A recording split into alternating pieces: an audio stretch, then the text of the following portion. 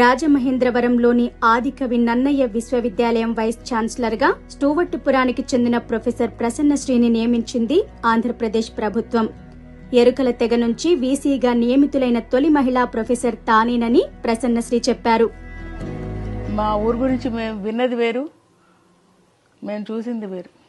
మేము విన్న ప్రపంచంలో అయితే వాళ్ళందరూ దొంగలు, వాళ్ళందరూ చెడ్డ పీపుల్ అన్నట్టు. కానీ అక్కడికి వెళ్తే అది మిగిలిన పల్లెటూర్లలాగా అది కూడా ఒక పల్లెటూరు sir. It was ruled by the Britishers, British colonies అండి అవన్నీ కూడా. తర్వాత బ్రిటిష్ వాళ్ళకి చాలా స్ట్రాంగ్ బేస్ ఉన్నటువంటి విలేజ్ స్టూవర్ట్పురం. అన్ఫార్చునేట్గా ఏంటంటే మా ఉనికి చెప్తే మమ్మల్ని ఎక్కడ సోషల్గా ఆస్ట్రసైజ్ చేస్తారు అన్న ఒక కాన్సెప్ట్ తోటి చాలామంది మేము ఆ ఊరు వాళ్ళం కావు అని చెప్పుకునేటువంటి దౌర్భాగ్య పరిస్థితిలో కొంతమంది ఉండి ఉండొచ్చు. నాకైతే అలాంటి బాధ లేదండి. నా మూలాలు చెప్పుకోవడానికి నేను ఎప్పుడు గర్వపడతాను. విద్యార్థి దశ నుంచే తన తెగ కారణంగా వివక్ష ఎదుర్కొన్నానని ఆమె చెప్పారు. ఆంధ్ర విశ్వవిద్యాలయం ఆంగ్ల విభాగంలో ప్రొఫెసర్గా 32 ఏళ్లు పనిచేశారు. నా కాస్ట్ తెలిసి నన్ను చిన్నబుచ్చిన మనుషులే ఎక్కువ. ఎందుకు వీళ్ళు నన్ను ఇట్లా చిన్నబుస్తున్నారు అనుకునేదాన్ని. ఎందుకు నన్ను ఇట్లా ఇల్ట్రీట్ చేస్తున్నారు, నువ్వు మాతో కూర్చోకు, నువ్వేంటి ఇలాంటి మంచి డ్రెస్సులు వేసుకున్నావు.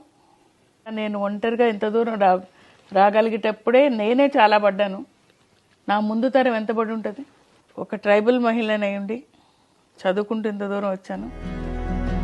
గదబ, భగత, కోలమి, కొండదొర వంటి 19 గిరిజన భాషలకు లిపిని తయారు చేశానని ప్రొఫెసర్ ప్రసన్నశ్రీ చెప్పారు. ఇందుకు 2022లో అప్పటి రాష్ట్రపతి రామ్నాథ్ కోవింద్ చేతుల మీదుగా నారీ శక్తి పురస్కారం అందుకున్నారు. First women in the world నేను. ఇంకెవరైనా ఉన్నారా చెప్పండి. ఇన్ని గిరిజన భాషలకి అక్షరాలు రాసినటువంటి ఫస్ట్ ఉమెన్. మనిషి ఎదగాలి అని అంటే అతనికి చదువు ఉండాలి. చదువు ఉండాలంటే లిపి ఉండాలి. మనకి ఉన్న ఆ కల్చర్ ట్రెడిషన్ ఇప్పటి వరకు ఓరల్గానే ఉంది. ఆ ఓరల్గా ఉన్న ట్రెడిషన్ని మీ నాన్నగారు మీకు చెప్తారు, మీరు చెప్పింది మీ పిల్లలకి వెళ్తాను తప్ప రాసిన లెక్కలు లేవు. చదువు అనేది మీకుంటే ఇలాంటివన్నీ క్లియర్ అవుతాయి. ఒక దశలో గిరిజనులే తనని నమ్మలేదని ఆమె గుర్తు చేసుకున్నారు. నేను ట్రైబల్ ఏరియాకి వెళ్ళినప్పుడు camera, black and white camera flash అయ్యేది ఆ రోజుల్లో.